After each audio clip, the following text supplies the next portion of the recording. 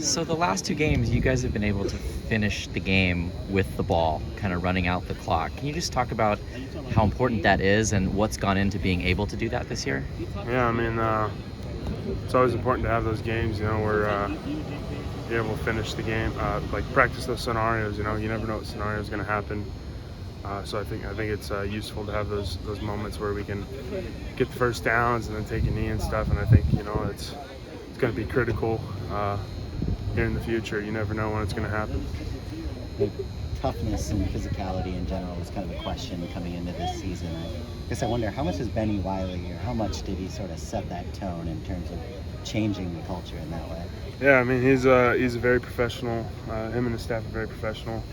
They've seen all sorts of dudes, and so it was easy to buy into his process. His culture, his toughness, because he's been there, and I think that was really assuring for the guys and made it easy transition for us all. Just to, buy into the culture here, buy into what they were preaching about, and I think you see it on the field today. So When he was sort of initially setting the tone in those early days, could you sense that like it was a bit of a departure, I guess, in terms of the expectation when it came to strength and conditioning?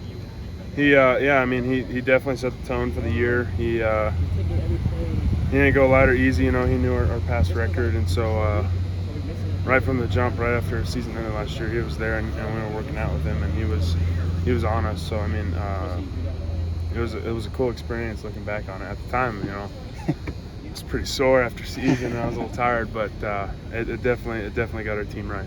Jonas said that you made a point of taking Mason Murphy under your wing, going back as far as the spring.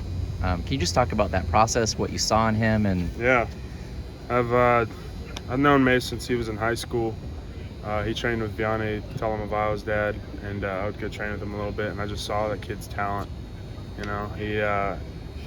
He's so gifted, and this summer, one of his points of emphasis was to get stronger, and so I figured I'll take him under my wing and try and push him a little more, instead of at a 10, try and add a 25, that type of mentality, and it worked. I mean, that kid grinded all summer, and you can see the results on the field. What's the biggest way you've seen him grow as a player? I mean, one, maturity. Kid, it's not that he never took the game serious, but I think he's now starting to develop a higher IQ for the game, and just, a higher, mentality, a tougher mentality towards the game. And so in that way, he's matured a lot, and he's playing really well. Was there any pushback when you were kind of pushing him in the weight room early on? Was he respond to it? No, I never really. I guess there's a few times, I had to get on him, but it was nothing serious. But he responded well. He's a really good kid. I love Mace, and I'm excited to see him in the future. It seemed like after the Cal game, there was kind of like more of a somber mood after a win. It seemed like guys just weren't totally satisfied with the performance. Have you seen that carry over at all to practice this week? No, I would agree though. I definitely wasn't satisfied with that win because I just knew there was so much more out there for us, all sides of the ball. But no, it has not carried over.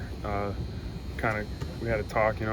Winning's tough regardless of who it is, week in and week out. So we got to appreciate the little things, the little wins, and don't let it carry over. And now we had a short week, so our mindset had to flip quick on Sunday. We had to get ready for this game, and so Cal's kind of behind us, and we're moving on.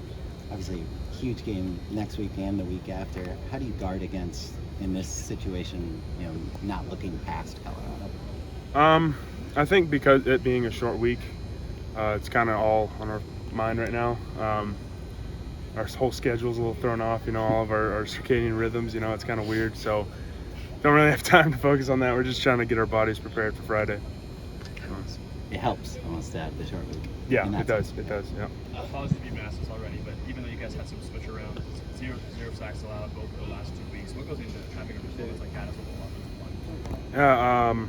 Yeah, Coach Henson's done a really good job with us in our technique and scheme, and just, and it's cool to see that guys are stepping up and able to the performance doesn't go down, it stays the same, it goes up. And that's really good to see in a team, because you never know what's going to happen. So it is important that guys can step up, feel the shoes, and rise to the occasion. Brett's talked about Travis giving speeches before games. Is there anyone that stands out? Any specific speech that he's given? I can't remember them all off the top of my head. Sometimes I'm a little too locked into the game or something. But no, Travis does do some great speeches, talking about brotherhood, unity, and just play for us. And I think that's just a good thing to preach to everyone on our team. It's not about the opponent, it's about ourselves and how can we get better each week.